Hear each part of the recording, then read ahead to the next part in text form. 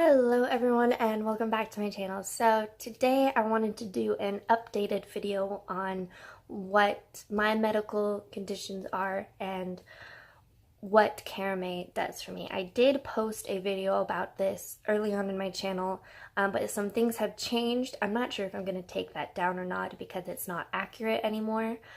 Some things have changed, like I said, both with me and with Karamae. So I'm not really sure if I'm going to take it down. I may not, but I'm just going to go over the same things, but the updated, accurate version. So let's start with me and my disabilities. So I am diagnosed with post-traumatic stress disorder. I'm also diagnosed with major chronic depressive disorder, generalized anxiety disorder, panic attack disorder, insomnia, and night terrors.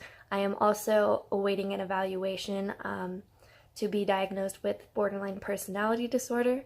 However, you have to be an adult to be diagnosed with a personality disorder, so I'm going to have that reevaluated when I get older.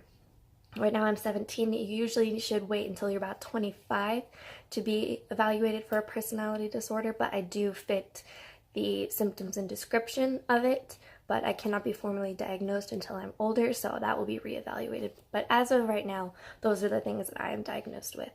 I am diagnosed with these things from abuse, sexual assault, some things like that. I self-harmed for 7 years, attempted suicide 4 times, and was admitted to 3 psychiatric hospitals, during which I stayed in psychiatric care for about 3 to 4 months. So there's the very 1-minute version of what's wrong with me, blah blah blah. I'm gonna try and keep this video short and quick. So Karamae, say hi, say hello, Super Karamae. Super Karamae.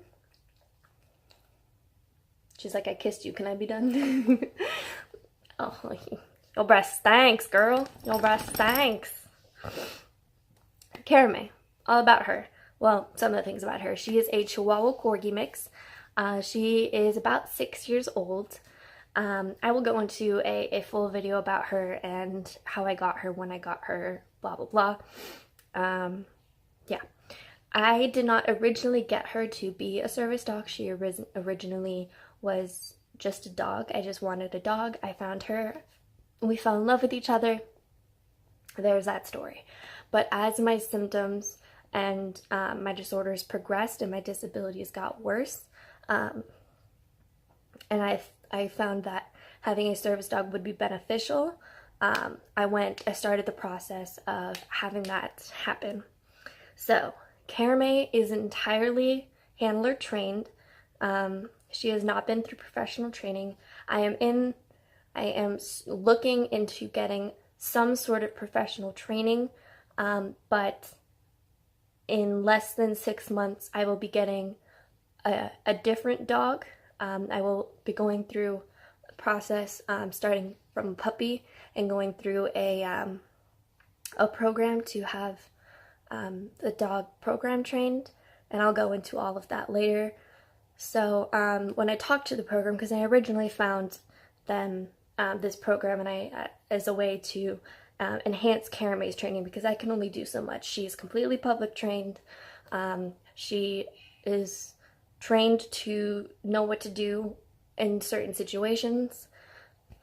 Why am I always out of breath when I do videos? I don't understand. She also alerts me to my panic attacks and anxiety attacks 10 to 15 minutes before they happen, which I did not train her to do. I found out that she could do that, and at that point wanted to go through the process of making her a service animal.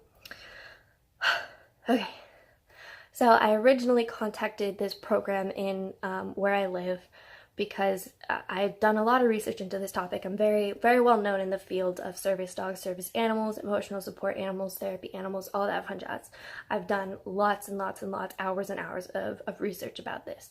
And so I looked into several programs, both in my hometown, in my state, in my country, all that fun jazz. And I found one that not only happens to be one of the best in the nation, but also one that's in my hometown. So I called them. I started talking. I'm doing this a lot. I called them because I originally wanted to advance Karamae's training, but I explained to them that in less than 6 months, come March, hopefully sooner, but at the latest March, I will be getting a new service dog and taking them through the program itself, in which they start from puppy and have professional trainers go along with you and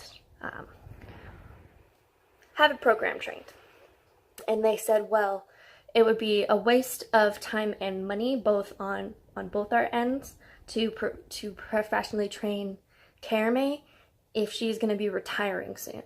So right now she's not the ideal service dog. She is not as well trained or advancedly trained as I would like her to be, but she is as trained and as well behaved as she needs to be. And if I weren't getting another dog come March, I would advance her training now. I hope this is making sense. So I'm not saying that she breaks service dog rules or anything like that. She's perfectly behaved. She does not, you can watch videos of fake service dogs. She does not act like that. She does not go sniffing around, barking, growling, acting aggressive. She listens to me, she heals, she alerts me when she needs to. My foot is officially, she will sleep. Oh yikes. Karamae's looking at me like, what? So she is not a fake service dog by any stretch of the imagination. I totally got off track. So what she does. So like I said, she does alert me to panic attacks and anxiety attacks 10 to 15 minutes before they happen. I did not mention this in my last video because she was not, it hadn't been fully developed. Like, she could alert me, but she didn't know when to alert me or what to do to alert me. So as that got, fully developed, I'm now mentioning it. After she alerts me, I leave that situation, and she responds by cuddling up to me, licking my face, things like that. If my body forces itself to sleep, which it does do after panic attacks, she tries to wake me up. I'm so out of breath. It's not even funny. She's looking at me like, what's wrong? And general things like that. So general comfort. The main thing that she does, though, is alerts me. And what's beneficial about that is I can take myself out of that situation and into a relaxing space so that I don't, so that my panic attack or anxiety attack is not only not as extreme, but it's also shorter, and it also doesn't happen in front of a lot of people. This usually happens during class time, and the last thing I want is to draw more attention to myself as I breathe really fast and my body goes numb and I have to lay down. No, don't want that. So she alerts me so that I leave the classroom. If you want to go look at a day in the life with a teen with PTSD and a service dog, you guys get to see that one-on-one, directly, what that looks like and what that whole entire situation looks like. But yeah, so she does go everywhere with me. She goes to school with me. She goes to work with me. She goes to the store with me, and she's always perfectly behaved. She does need to work on her laying down. She has a really, so when she wasn't very taken care of very well when I first got her. So her entire underbelly, I don't know if you can see. I know I'm gonna take your sweater off. I'm sorry. Okay. So her entire, oh goodness, it's gonna be interesting.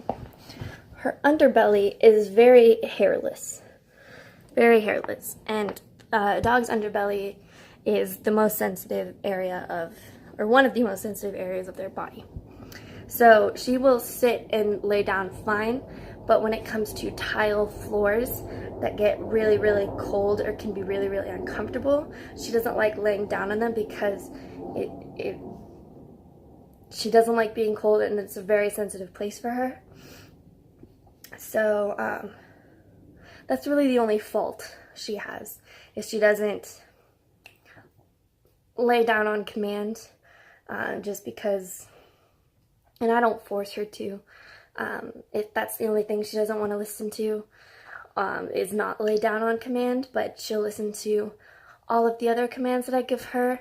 Yes, ideally she would lay down, but I understand that because of her stomach and because it's just uncomfortable for her, that I'm not going to make a big deal out of it.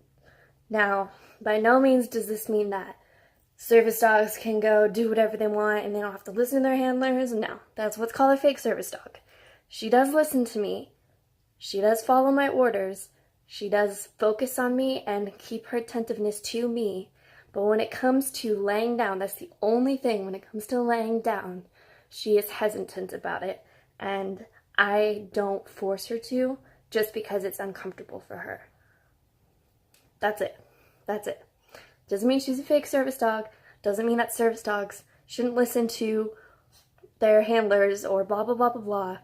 Just means that in this particular case, that one particular command, I don't force on because it's uncomfortable for her.